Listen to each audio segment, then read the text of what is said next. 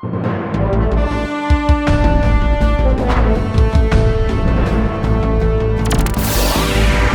and welcome to the best of Hindsight Tonight. I'm Damian Muziani, and here is this week's theme. Enjoy. Protests over last week's Roe v. Wade reversal by the Supreme Court sprang up all over the country to draw attention to the added hardships now created by state-level abortion bans.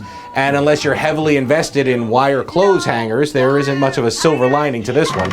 Abortion is now either banned or going to be banned in 22 states, which impacts all relevant expecting mothers, but especially those who are poor or underprivileged. That said, there are alternatives, and you can still get an abortion in America. It's $178 for a bus ride from the bottom of Texas to pro-choice Chicago to have the procedure done. But don't expect the Supreme Court to help you foot the bill.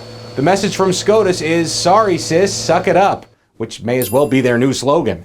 Hey, if you really want to blame someone for the Roe reversal, remember this guy? Yep, President Barack Obama. He had the power to codify Roe v. Wade via the Freedom of Choice Act, which was only possible with Democratic occupancy of the White House, a majority in the House of Reps, and a 60-seat filibuster control in the Senate at the same time. Not only did Obama have this holy trinity at his disposal for 4 months in 2009, but while campaigning for the election, he told Planned Parenthood this. Well, the first thing I'd do as president is sign the Freedom of Choice Act. That's the first thing that I'd do. Of course, that was not the first thing he did as president. In fact, after he got elected, he then said this. Now, the Freedom of Choice Act is not my highest legislative priority. Forget highest priority. The Freedom of Choice Act was not a priority at all because he never bothered to get it passed.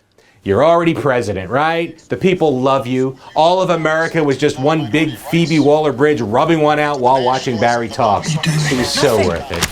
And freedom has always been the business model for the 4th of July here in the States, and 2022 is no different, beginning with the Presidential Medal of Freedom, traditionally awarded around Independence Day each year.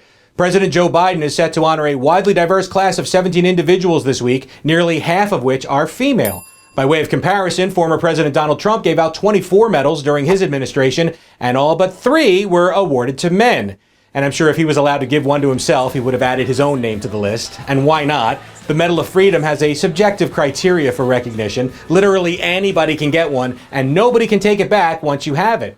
Bill Cosby was recognized for 40 years of being an especially meritorious contributor to the nation's cultural endeavors, those endeavors being 60 Quaalude rapes, allegedly. He has a Presidential Medal of Freedom. So does an alleged racist, bigamist, rapist, Lolita Express, invented the casting couch, anti-Semitist, waterboarding, 24-hour racist, filibuster, serial cheater, deadbeat dad, lied on TV, made fun of AIDS patients, Chappaquiddick, and from my cold, dead hands.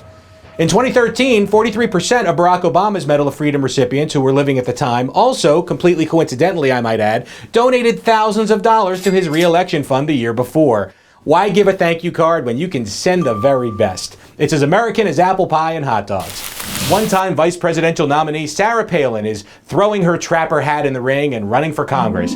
If elected, this would be Palin's first public sector job since serving as Alaska's governor 13 years ago. Since then, she's learned a lot of lessons to share with her constituents, including how to lose a libel suit against the New York Times, how to behave at parties, how to say, "that's not me" when asked to sign copies of Bossy Pants, how to have a son that's arrested multiple times for domestic assault, how to promote abstinence-only sex education at the same time that her underage daughter was getting pregnant, and how to refuse a COVID-19 vaccine and then get COVID-19. Is America ready for another big Sarah Palin slap in the face? You betcha. Thanks for watching, and we'll see you next week with more of the best of Hindsight Tonight.